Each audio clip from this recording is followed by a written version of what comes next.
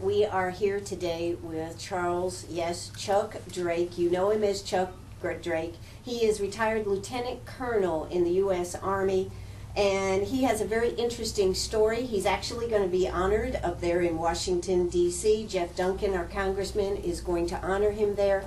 We are thrilled to be sitting down today to talk to someone who lived and breathed Vietnam for several years and has had quite a career in the Army, and then went on and did quite a few things after he retired from the Army. Yes, that's right. He and his wife own Drake and Drake Insurance, right? Insurance Company and Associates, Insurance and Financial Services.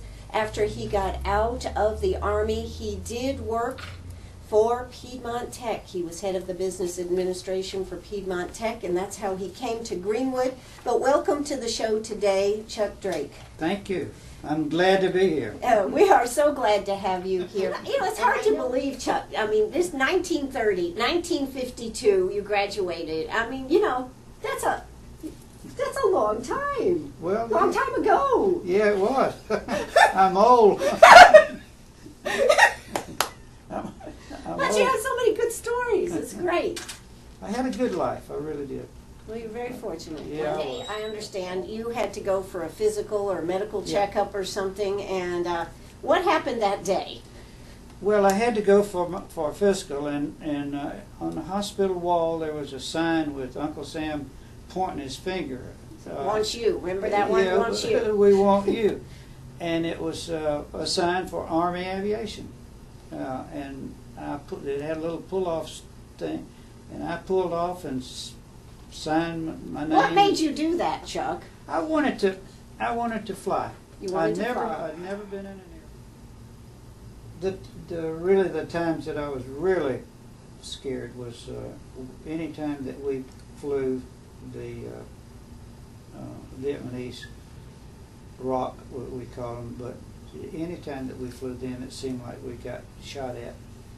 It seemed like that the VC or the enemy knew exactly where we were coming, wow, where we were going to land. They knew exactly that spot that was picked out, and we all got shot at during that time. But we went down, lost an engine, and since I'd been an instructor pilot, I could land the thing, you sure. know. And but we lay in the rice paddy. We landed on a walkway that goes across.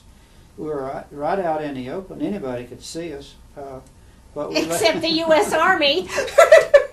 We lay out there for 6 hours, and people talk about hearing the blades and hearing the helicopter.